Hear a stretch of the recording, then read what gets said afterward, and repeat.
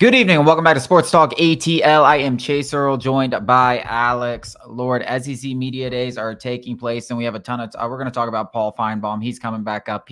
It's funny because it's very similar to what we talked about earlier in the week with the Lincoln Riley thing, actually coming full circle with a different coach. We'll get into that later. But we're going to start off with a comment from Nick Saban, who is now in the media these days, and he's been a popular talking head at SEC Media Days. And one thing that he said that I think everybody should agree on, and it actually, I don't even understand. Not those who benefit. I agree. Well, yeah, I guess everybody that probably watches this show and that is a fan of either a team in the SEC or a team in the Big Ten, Correct. right? That the best 12 teams should get into the college football playoff. It's something that was a big conversation, when there was 4 teams. Now you're expecting most of the top teams. But hey, anytime you have guys getting left out, there's going to be arguments, there's going to be discussions. And yep. I think my biggest issue, and I've said this from the beginning when they came out with the 12-team playoff, is letting a group of 5 team in, the highest ranked group of 5 team in that spot, in that 12th spot, the highest, unless they're higher than 12. But to me, you either earn your way in or not. Like a team, a group of 5 team is totally capable of finishing in the top 12 and going undefeated. And if you don't play a schedule hard enough, then schedule harder. That's on you. Yeah, I mean, I think the group of 5 is the bigger talking point, and I think that's kind of what Saban was talking about. I saw some people talking about the new Big 12, and it's obviously weaker without Oklahoma and Texas. But I think what he was really referring to was the group of 5, because when you got a team like Tulane who goes undefeated but plays scrubs, it's a glorified participation trophy is what it is, because whoever they're going to go and travel against, or no, somebody will come to Tulane, correct? No, they would travel. They would try. Okay.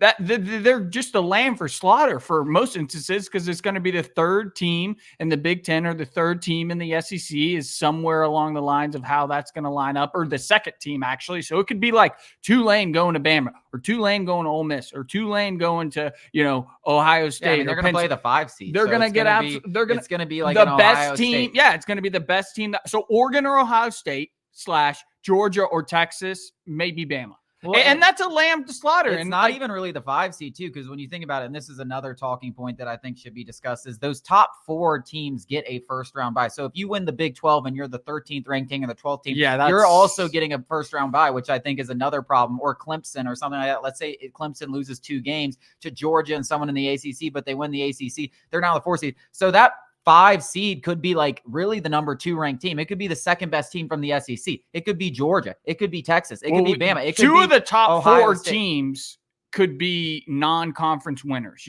Oregon and without a Texas, or vice versa, Ohio State, Georgia. So like you're like talking about the number 2 ranked team playing, and it is a lamb for slaughter, and it's ridiculous that we're making do it. And the facts are, I think it's going to change. It'll change. It will change quick when they lose 50-0. Yeah, we got to see them lose 50-0. We saw a 4 seed Oklahoma team lose 60-something to 14 against LSU in 2019. Yeah, and people want to sit here and say, oh, UCF would have been in the college football playoff. Like, they would have earned their bid. So, and a lot of these good teams that we've seen actually have, be competitive in the bowl games, which I think there is, it's a little bowl tainted. Games should be taken with a grain of salt. It's a little tainted, but still, let's say even the good teams, the Cincinnatis and those teams like that, they were top 5 teams in the country. So they would have made it anyways. Those aren't the teams I'm talking about. I'm talking about last year's Tulane, who was ranked 20th and lost to Ole Miss by 25 at home. That team doesn't belong in the college football playoff. There's a way for these group of 5 teams to, go undefeated, maybe go beat a Notre Dame or something and go undefeated, and then get into the college football playoff by being in the top 12 rankings. And that I'm okay with.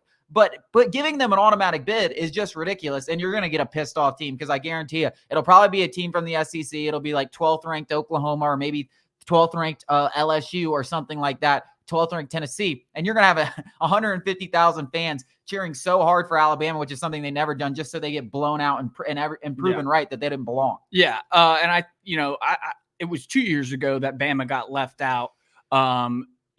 Kansas State ended up beating Oklahoma, or who I'm blanking on that. TCU, excuse me. And TCU ended up getting the bid. Well, they obviously got TCU blown out actually by. lost that game. TCU So lost. they lost to Kansas State, but Bama beat the hell out of Kansas State, and then TCU ended up going and getting the crap beaten out of them by Georgia, and that was Saban's talking point, where it's like, we were clearly better than TCU, and it's only going to be magnified in a 12-team playoff because with 12 teams, there's going to be worse teams. So the teams that are just getting in by the grace of God because they're in the right conference or the right situation, it's going to be even more exaggerated than that TCU, Kansas State, Alabama whole situation. Yeah. And it's a completely. And I think the other talking it's point, going to change. The other talking point that's here, and I briefly mentioned it when we were talking about, but the fact that, the Power 4 now, and it's really a Power 2 and kind of like the ACC and the Big 12, like,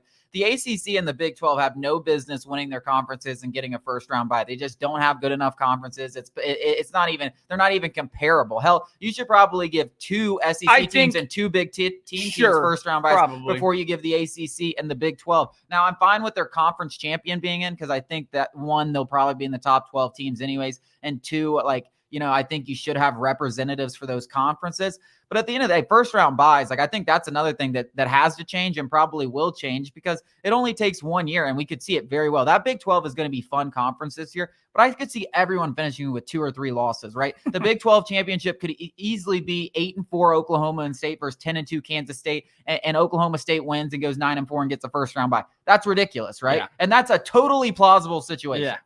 Yeah, I think it's gonna take just 1 year of some total bull crap where, the committee's gonna look at themselves and go, okay, we got to make some adjustments, and you would be foolish to think that they were gonna get it right on the very first year, and it's gonna take some minor tweaking to make it the best product possible.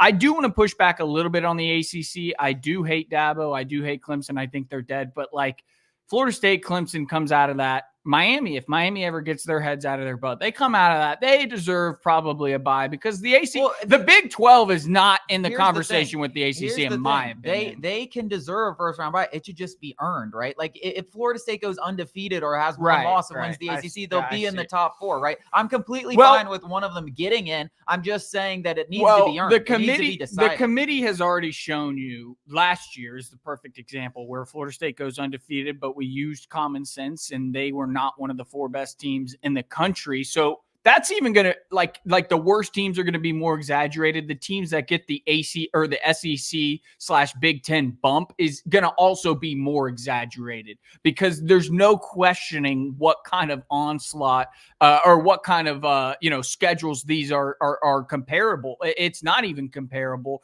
And even when you're talking about an SEC schedule, you're talking about out of conference games too. Georgia's got to play Clemson. Texas A&M's got to play Notre Dame.